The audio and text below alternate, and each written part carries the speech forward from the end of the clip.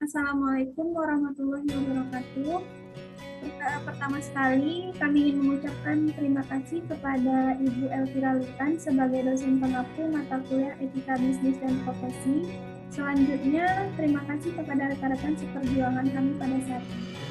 Pada pertemuan kali ini, kami dari kelompok 2 akan membahas materi tentang kantianisme, utilitarianisme, kontraktualisme, ethic religion, dan the meaning of life. Anggota kelompok yaitu Vanessa Eka Putri, saya sendiri, Kak Dela Audina, dan Kak Nicole lainnya. Materi pertama yaitu kantianisme yang akan dibahas oleh saya sendiri.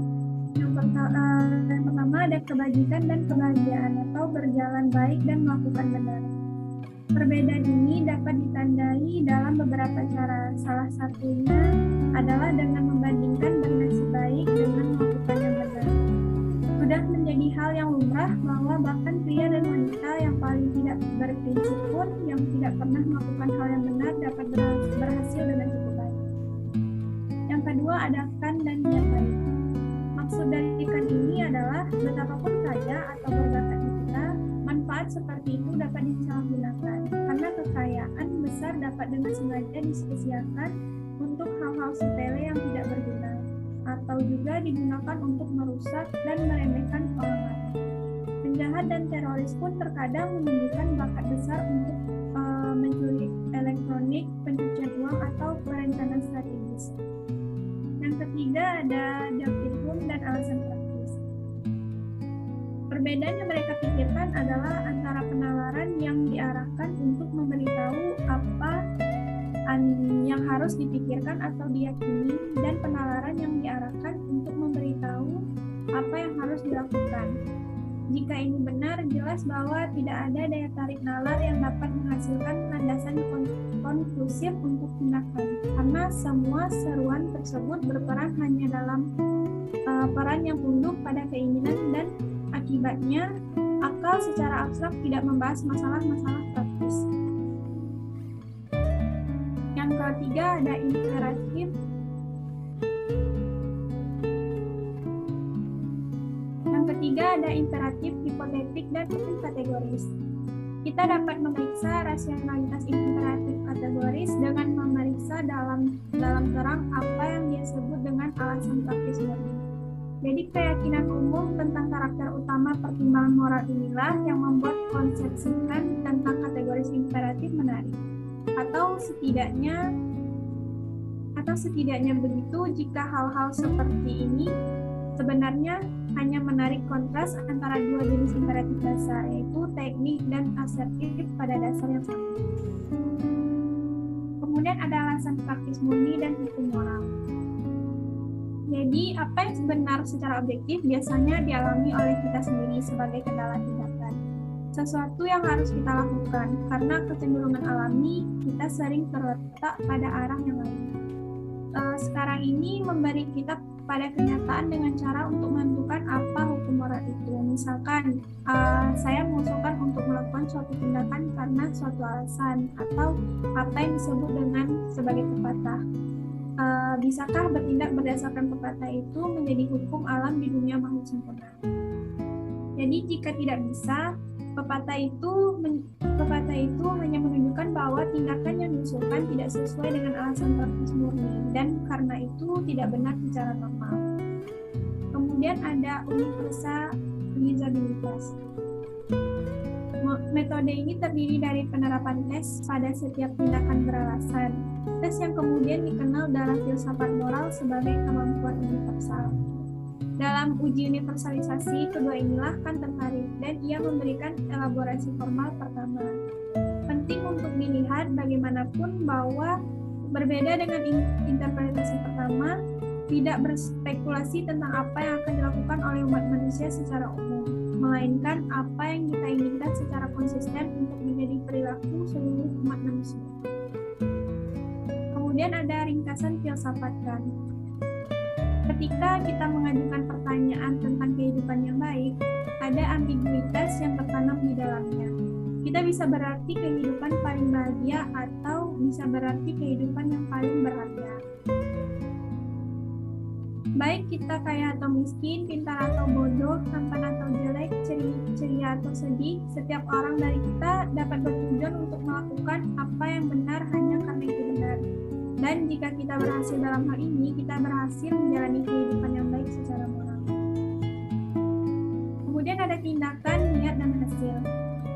Kan berpendapat bahwa nilai moral suatu tindakan harus berada dalam kehendak yang dengannya tindakan itu dilakukan, atau seperti yang akan kita katakan secara lebih alami dalam niat di baliknya.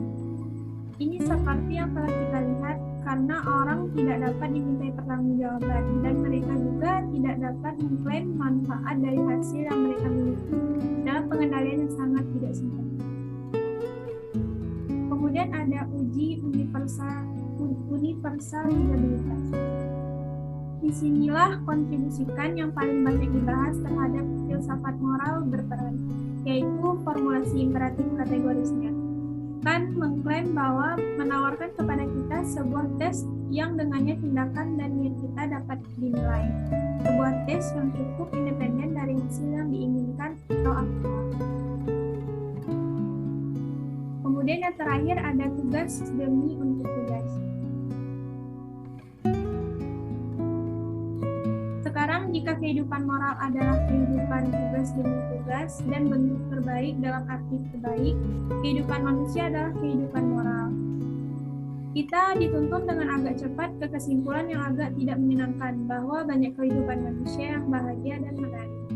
Tetapi pada kenyataannya kebajikan dan kebahagiaan tidak dapat dipisahkan sepenuhnya dengan cara ini. Yang kedua ada utilitarianisme. Yang pertama, bagian dari utilitarianisme yang pertama ada utilitas dan prinsip kebahagiaan terbesar. Istilah utilitarianisme ini pertama kali menjadi terkenal pada awal abad ke-19. Itu lebih tepatnya dilampirkan pada sekelompok reformis sosial Inggris yang radikal, yang atas dorongannya banyak tindakan sosial yang penting dilaksanakan. Jadi istilah ini berasal dari kata utilitas yang berarti kegunaan. Kemudian ada yang kedua, Jeremy Bentham. Salah satu kontribusi Bentham untuk teori utilitarianisme adalah elaborasi dari calculus hedonius. Sebuah sistem yang membedakan dan mengukur berbagai jenis kesenangan dan rasa sakit sebagai bobot relatif dari konsekuensi dari tindakan yang berbeda dapat dibandingkan.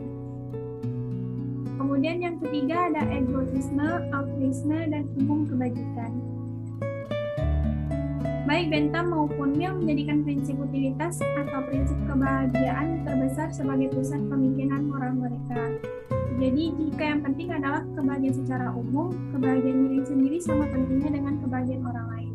Tapi itu tidak ada lagi penting karena ciri utilitarianisme ini biasanya disebut sikap kebajikan umum. Sebuah istilah yang dikontraskan dengan altruisme dan egoisme. Baiklah, materi selanjutnya akan disampaikan oleh Kak Dela Audi. Baiklah, terima kasih kepada Vanessa. Selanjutnya itu akan saya jelaskan. Next.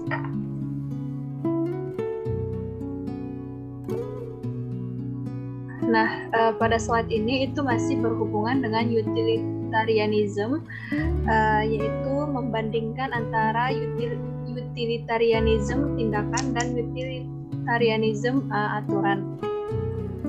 Seperti yang telah didefinisikan oleh Bentham, dia berpendapat bahwa utilitarianism tindakan adalah tindakan terbaik yang mengarah pada kebahagiaan terbesar dari jumlah terbesar. Maksud dari pendapat Bentham ini akan saya ilustrasikan pada sebuah contoh.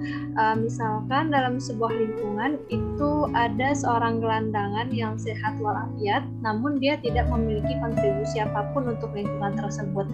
Nah, pada lingkungan yang sama itu ada 3 orang yang berkontribusi pada lingkungan tersebut karena dia merupakan seorang musisi, seorang pemuda, dan juga seorang ilmuwan. Namun mereka memerlukan transplantasi organ seperti jantung, hati, dan juga ginjal. Nah, dengan asumsi bahwa kebahagiaan terbesar dari jumlah terbesar berarti itu kebahagiaan satu orang versus kebahagiaan 3 orang. Nah, untuk mendapatkan hal tersebut, maka gelandangan tersebut pada akhirnya dibunuh dan organ-organnya diberikan untuk kepentingan ketiga yang lainnya. Dari ilustrasi tersebut, itu sebenarnya tentu saja tindakan tersebut merupakan pembunuhan yang disengaja oleh orang yang tidak bersalah. Oleh karena itu, dalam keadaan tertentu, utilitarianism ini secara moral membutuhkan pelanggaran yang disengaja atas hak untuk hidup. Lalu timbullah yang namanya utilitarianism aturan.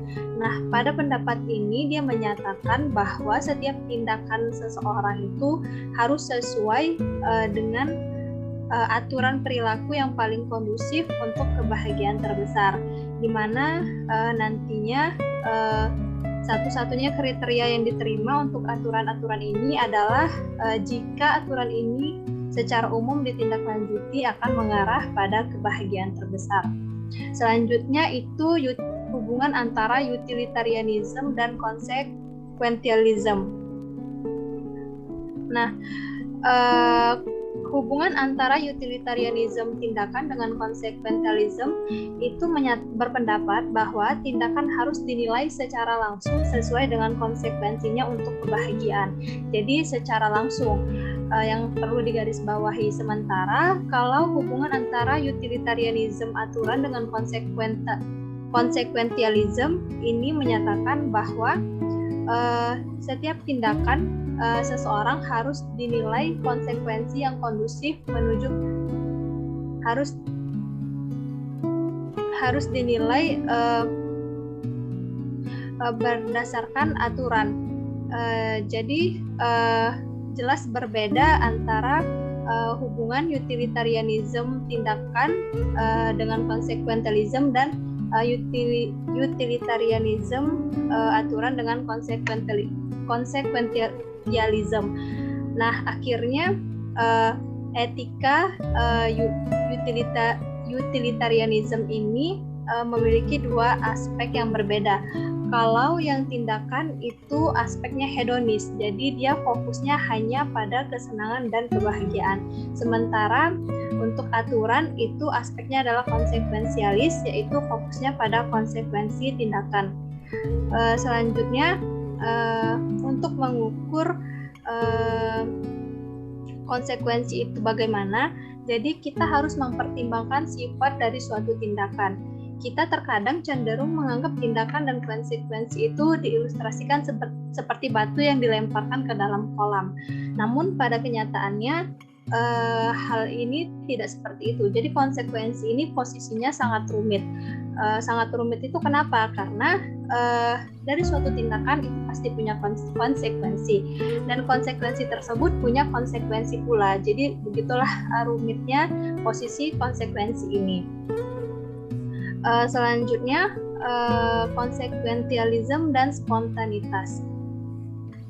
Nah, perbedaan antara consequentialism dan spontanitas ini akan saya ilustrasikan pada sebuah contoh biar lebih dimengerti. Misalkan ada seorang anak yang tenggelam pada sebuah sungai dan ada yang mau menyelamatkan.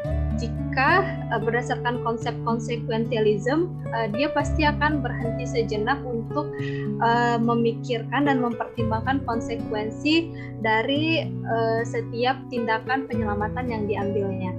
Otomatis anak tersebut kalau dia berhenti sejenak bisa jadi anak tersebut sudah tenggelam. Namun kalau konsep spontanitas itu penyelamat langsung saja menolong anak tersebut tanpa memikirkan konsekuensinya. Namun tentu saja tindakan spontanitas ini tidak selalu mengarah pada konsekuensi terbaik. Jadi bisa saja mengarah pada konsekuensi terburuk. Lalu selanjutnya itu ada sifat, ukuran, dan distribusi kebahagiaan. Nah, pada bab ini itu ada namanya konsep prinsip kebahagiaan terbesar. Jadi untuk mengukur kebahagiaan total pada setiap orang, karena setiap orang itu menurut beberapa filsuf berbeda-beda kebahagiaannya. Namun beberapa filsuf lainnya memberikan pendapat bahwa sebenarnya penerapan utilitarianisme dalam kehidupan sehari-hari tidak benar-benar membutuhkan penjelasan eksplisit tentang kebahagiaan. Kenapa? Karena bagi mereka cukuplah jika kita sebagai individu itu mampu mengidentifikasi kebahagiaan dan ketidakbahagiaan pada diri kita dan juga pada diri orang lain, dan mampu membedakan resolusi bahagia dan tidak bahagia dengan kesulitan dan resolusi alternatif dengan manfaat atau kerugian yang berbeda. Next.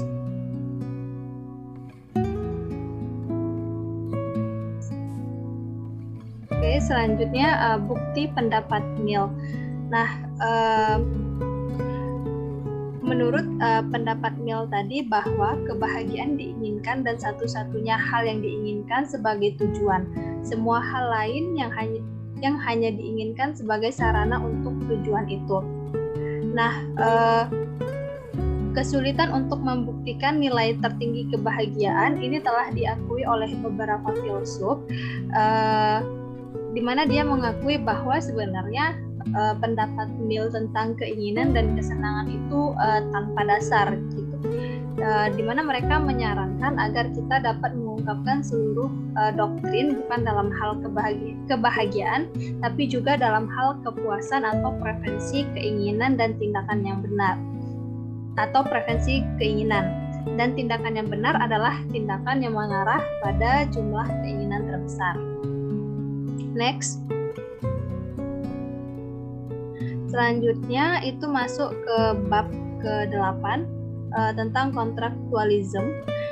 Nah, kontraktualisme ini merupakan sebuah kontrak sosial yang ada dalam masyarakat, di mana bisa juga disebut sebagai sebuah perjanjian, dan posisi kontrak ini atau perjanjian ini bisa menjadi dasar hukum dan moralitas yang dijadikan landasan kewajiban sosial dalam masyarakat untuk mengakui dan mengakomodasi kebutuhan orang lain.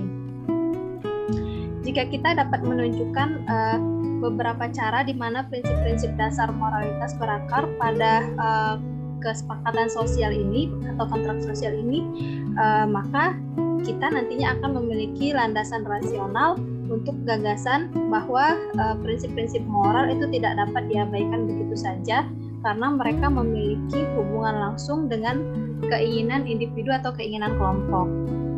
Next. Nah, dalam sejarah kontraktualisme itu ada dua konsep kunci. Yang pertama keadaan alam, dan yang kedua kontrak sosial. Semua filsuf yang baru saja disebutkan menggunakan dua konsep ini, meskipun mereka mengatakan beberapa pendapat yang berbeda tentang kedua konsep ini, dan kadang-kadang menyebutnya dengan nama yang berbeda. Namun umumnya bagaimanapun adalah sama. Eksperimen pemikiran dilakukan di mana kita diundang untuk mengabstraksi dari dunia struktur sosial dan politik, dan dengan alasan tentang keadaan alam ini mengungkap alasan rasional untuk kontrak sosial yang nantinya akan mengatur hubungan antar individu dalam masyarakat. Next. Nah, di sini itu menjelaskan beberapa pendapat tentang John Locke dan Rawls. Jadi John Locke ini yang paling terkenal dari filsuf Inggris. Dia adalah penulis dari True Treatise of Government, ditujukan terhadap tulisan Sir Robert Filmer yang berpendapat bahwa otoritas raja untuk mengatur rakyatnya berasal dari Tuhan melalui pribadi manusia pertama, yaitu kalau kita menyebutnya Nabi Adam. Setelah berdebat panjang melawan klaim ini, melawan klaimnya si Sir Robert Filmer, Locke akhirnya melanjutkan bukunya yang kedua untuk menguraikan dan mempertahankan gagasan yang sangat radikal pada waktu itu, bahwa raja sebenarnya berutang jabatan raja kepada orang-orang yang mereka pimpin karena otoritas penguasa adalah rasional, berasal dari persetujuan yang diperintah, yaitu rakyat. Kekuasaan yang dijalankan oleh penguasa itu benar-benar merupakan hak individu yang dialihkan kepadanya untuk penegakan dan perlindungan. Dan ini adalah pendapat yang tidak hanya berlaku untuk raja, tetapi juga untuk semua bentuk pemerintahan. Pada saat itu, itulah dua hasil pendapat dari John Locke ini. Pada saat yang sama, itu ada pula pendapat dari eksperimen pemikiran Rawls.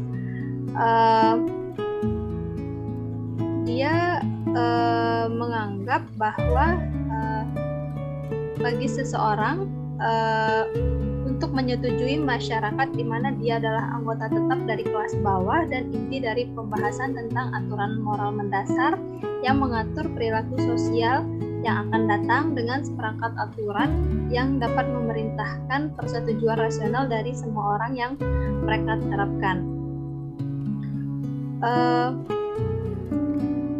Jadi eksperimen pemikiran Rawls ini itu tentang prinsip-prinsip sosial dan politik daripada prinsip-prinsip moral. Dia sama seperti Locke, walaupun mungkin pemikirannya itu kurang jelas dibandingkan John Locke. Di mana apa yang ditunjukkan oleh eksperimen pemikirannya jika memang berhasil adalah suatu masyarakat itu beroperasi menurut aturan-aturan tertentu, akan meminta persetujuan dan orang-orang yang mementingkan diri sendiri secara rasional dan berpikir secara adil. Baiklah, untuk pembahasan selanjutnya itu akan dilanjutkan oleh rekan saya, Nike Yolanda. Dipersilahkan.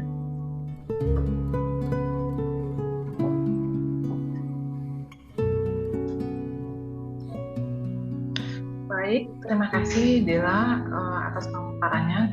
Berikutnya saya akan melanjutkan teori Hobbes dan diktat dari alasan praktis.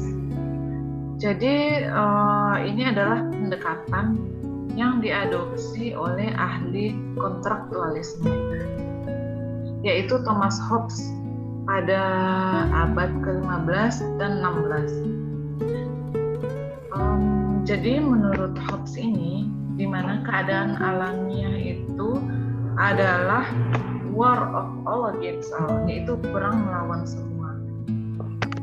Di mana Hobbes mendeskripsikan kondisi tersebut sebagai berikut.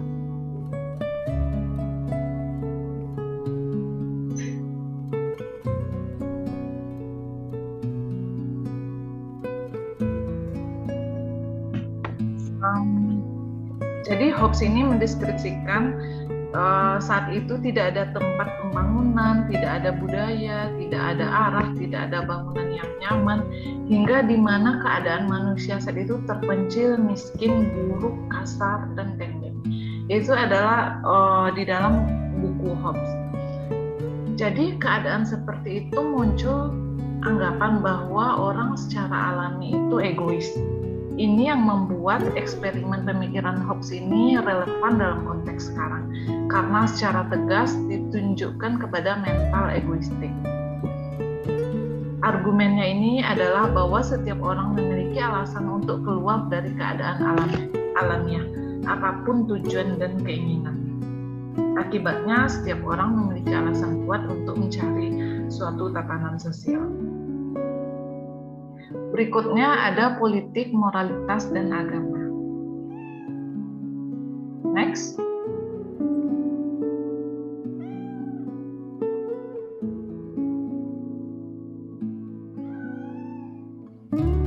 Jadi sebagian besar negara demokrasi ini percaya bahwa hukum tidak boleh digunakan untuk menegakkan keyakinan moral.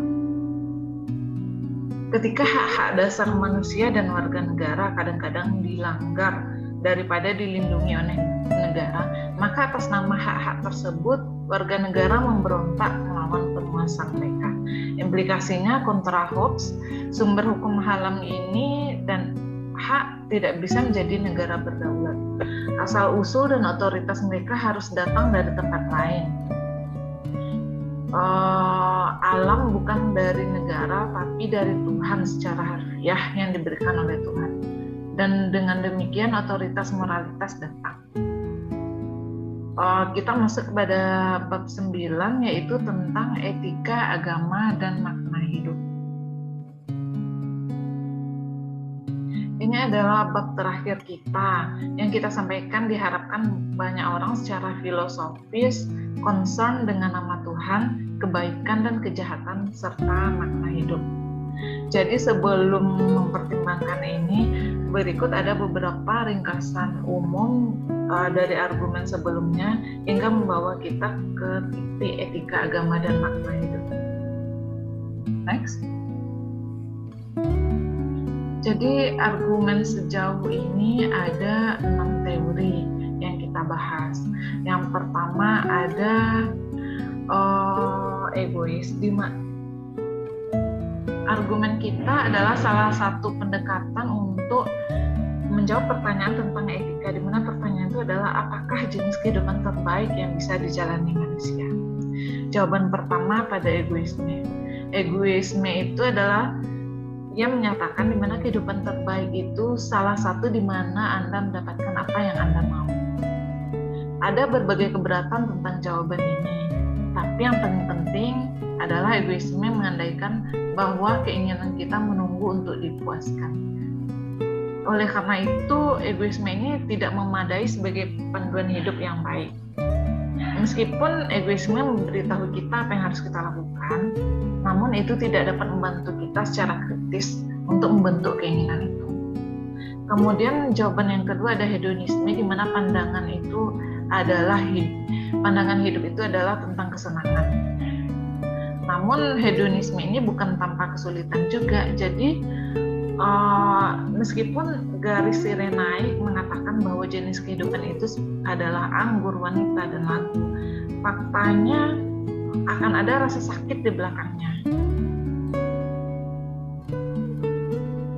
Bagaimanapun kedua versi hedonisme itu menurut Sirenaik dan Epikureans intinya selalu bisa membuat hidup lebih dari kesenangan. Kemudian ada Aristoteles melihat ada banyak kebahagiaan daripada kesenangan. Ia mengklaim bahwa kesejahteraan sebagai nilai tertinggi. Hal ini membuat perluasan ilmu ke etologi, sosiobiologi, biologi evolusioner yang relatif baru dan mempelajari manusia dan hewan yang berevolusi sosial.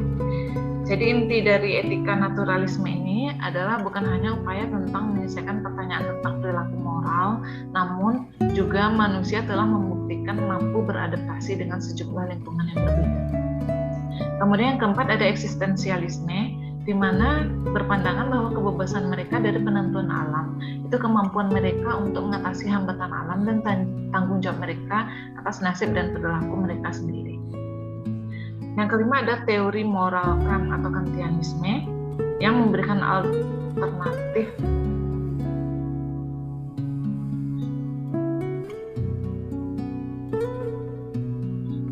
namun kenyataannya pada teori moral Kant ini dia menyatakan bahwa kesulitan sangat mirip muncul dari kritik pemeriksaan utilitarianisme sehingga kebahagiaan umum itu mengorbankan kebahagiaan pribadi.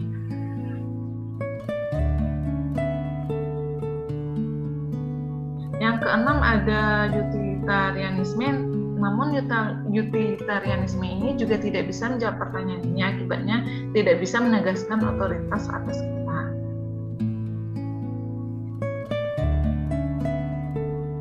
Kemudian berikutnya ada otoritas moral. Bagi banyak pemikir, jalan keluar dari kesulitan ini terletak pada kehendak Tuhan. Jika Tuhan adalah pencipta, maka Dia kuat dan baik. Apa yang Dia perintahkan tidak dapat gagal untuk memberikan alasan. Namun tentu juga ada masalah. Sejak awal, mereka yang telah memohon kepada Tuhan sebagai solusi untuk masalah filosofis diliputi juga oleh keraguan dan kesulitan. Ada 3 hal pentingnya. Yang pertama, apakah ada Tuhan yang merupakan jumlah dari semua kesempurnaan? Kemudian yang kedua, dapatkah kita mengetahui dengan pasti apa yang Tuhan kehendaki? Yang ketiga, jika kita mengetahui kehendak Tuhan, akankah ini benar-benar memberikan kita panduan hidup yang baik? Berikutnya, keberadaan Tuhan dan masalah kejahatan. Pertanyaannya adalah, apakah Tuhan itu ada? Para filsuf dan teolog telah mengembangkan argumen yang berbeda untuk mendukung hipotesis bahwa Tuhan itu ada. Ada beberapa pemikir besar sepanjang sejarah yang merupakan penganut agama religius seperti Plato, Augustine, Aquinas, Newton, Descartes.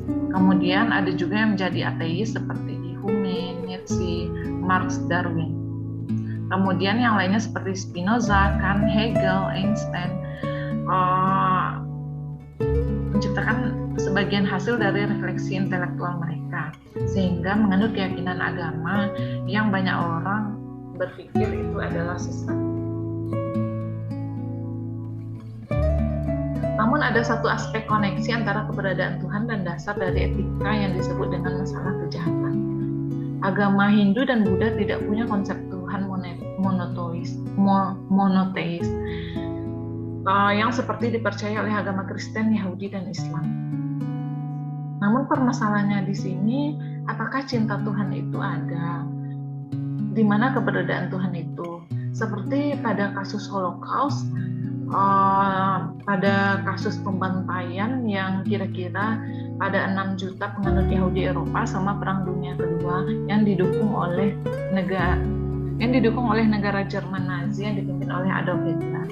Kemudian ada juga rezim Pol Pot Tiran Kamboja yang bertanggung jawab atas kematian lebih dari 1 juta orang. Jadi kita bisa menarik kesimpulan bahwa there is no loving God. Jadi versi yang paling terkenal adalah dari Hume, di mana ia menyatakan kekuatan Tuhan tak terbatas, apapun yang ia kehendaki dieksekusi.